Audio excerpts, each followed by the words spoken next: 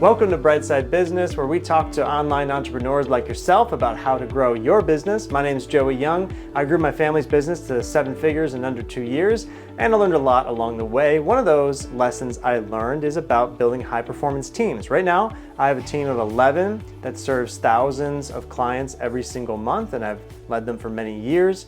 In this video, I'm going to break down how to build or how to hire high-performance teams that crush it when you're not even there watching them.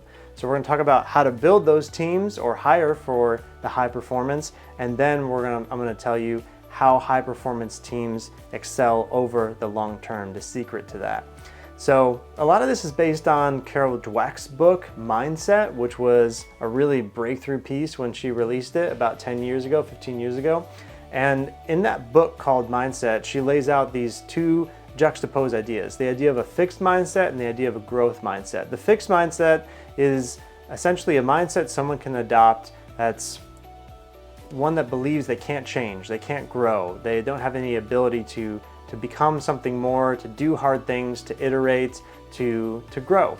The growth mindset is the opposite, obviously. It's someone who believes that they can grow, they can overcome things, they can develop new skills, they can have lessons and take away things from their experiences that make them better so they can take on even larger challenges in the future. You know, a growth mindset is something that people embrace when they are future forward, they're excited about facing things they haven't faced before because they know and they have the confidence that they can overcome them. Whereas a fixed mindset is someone who doesn't really embrace the challenge, doesn't want to do new things, and really doesn't believe they have the capability to succeed. So we're going to talk about the difference between the fixed mindset and the growth mindset and how we can take a team from the fixed mindset or the growth mindset. Or if you're hiring someone new, you can look for hallmarks of the growth mindset that we're going to discuss in those interviews. The one thing a fixed mindset person does is get discouraged when a project or a task takes a lot of effort, whereas someone with a growth mindset will relish the challenge. See, if someone has a fixed mindset, you might hear words like, I don't know how to do this, I can't figure this out, this is too hard. Someone with a growth mindset, conversely, will say, this is awesome, I can't wait to try X, Y, and Z to see how I can do this. Or I tried this and this and didn't work, and I'm excited to try this to figure this out. Or you know, there's 2-3 months in the process of a project. Someone with a fixed mindset will be giving up and being discouraged at how long it's taking. Someone with a growth mindset, if you're interviewing them, they'll talk about how they had some long-term projects that took some real resilience, but it was almost like their excitement for the project built the more problems they ran into because they were totally confident they could figure it out, and because they just have a little fun like solving problems. They just find like a kick out of moving forward and progressing a project. Even if it hasn't reached the end, they like the process. And so someone who has a growth mindset will, what one of my mentors, Bernard Bouchard, calls honoring the struggle. Someone who honors the struggle is someone who looks at a daunting process and even is in the middle of a big process or a challenge, and they don't rebuke it, they don't get mad at it, they don't get frustrated. They honor the fact that this is hard, that great things come with time, great things come with effort, and they try to look back not at how long they have to go, but how far they've come and get encouraged from that. So if you want to build a culture where people relish the challenge, look for opportunities to share stories of where you were pursuing some sort of project or venture and some missteps or some disappointments that you faced along that journey of solving the problem and how you got through it. So you can show people how to enjoy the process, essentially. Show people how to find joy in a challenge, in overcoming the steps along the way to the result, and not just enjoying the process of finishing a project. Another thing that will hallmark a fixed mindset is someone who gets better and likes to win because they want to get accolades and attention from other people. Whereas someone with a growth mindset has the value in them already and wins because their confidence drives their achievement. So someone with a growth mindset will need the achievement to feel validated, and they'll look for accolades, they'll look for rewards, they'll look for attention after they achieve something. Whereas someone with a growth mindset has intrinsic self-worth, they have self-esteem, they have confidence going into a problem, and that dynamic pushes them to excel because they know they've got what it takes. They know they have the confidence to figure out a new skill that it takes to solve a problem or to complete a project. And they're not looking for the payoff, which is everyone standing around and clapping for them once they've finished the project. So the way to encourage this behavior or hire for this behavior is to reward people who have that confidence, who have that perspective of not needing to get accolades and everyone clapping for them in the room or a ton of encouragement, but people just who are self-motivated, who know they're good and just do their job really well. So you'll probably end up promoting people in your company who are smarter than you, who might even intimidate you, and you're doing that well if you're doing that. Because a business where you're surrounded by people who are leaders is a lot more fun than the business where you're surrounded by people who are followers thirsty for some attention. If you want to have someone around you on your leadership team who actually have intrinsic motivation and self-worth, you're going to have a lot more freedom in that business and have a lot less issues than maybe building a lot of people who look to you for attention and constant validation. That just gets exhausting. So thirdly, people who have a fixed mindset tend to excel because they want to be better than other people. People with a growth mindset excel because they have a passion for what they do.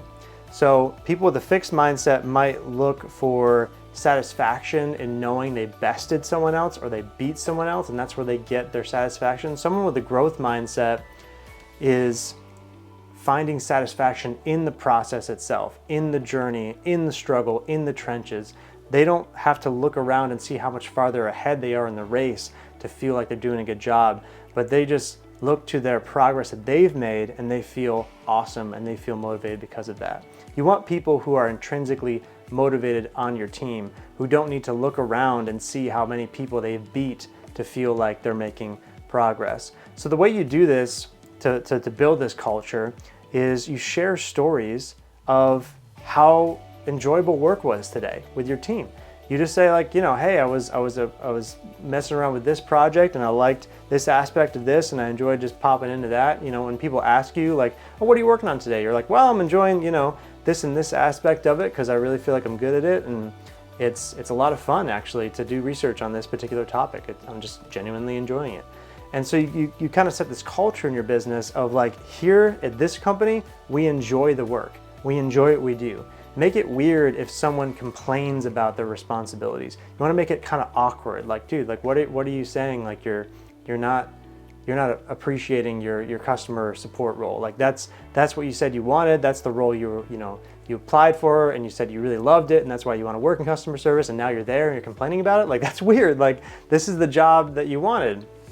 So, make it normal to enjoy work, and then everyone will have such a better attitude and they'll get so much more done. You'll have so much less complaining. So to finalize this video here, we're going to look at the number one reason why teams excel over the long term. Teams that excel and have high performance over the course of months and years in the long term have this ability to embrace a level of discomfort. They, more than anyone else, have the ability to look at the future and be excited by being pulled out of their comfort zone, being challenged beyond their capabilities, and growing new and different skill sets. I like to think of the analogy of the RPM meter on a car. If you know your RPM, you've got 1 through 3 or 4 is kind of normal, right? And then you get up towards 8 or 9. That's the red zone, and you're getting into burnout territory. High performance teams are able to sit in a level of discomfort. So it's not the 1 through 4, which is kind of sitting in your laurels of mediocrity.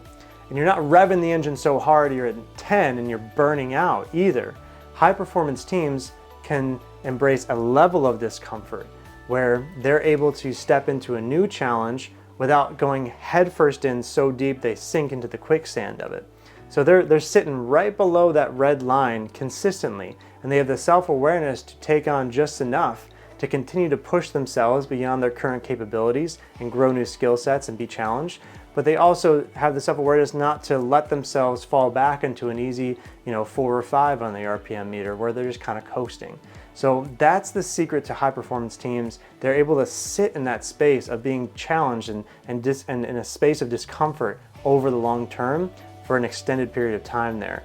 One of my mentors once told me when I asked him, like, how do you do all this? Like, he was leading many people, large organization. I looked up to him as a leader in a lot of ways, and I was like, how do you manage all this? Like, just tell me, what's your secret? He said, Joey, if you ever want to lead an organization like this one day yourself, you need to increase your capacity. I said, what do you mean by that? He was saying to me, 20 years ago, he would have been completely overwhelmed and destroyed and just crashed and burned at the amount of responsibilities that he carried as a leader in present day.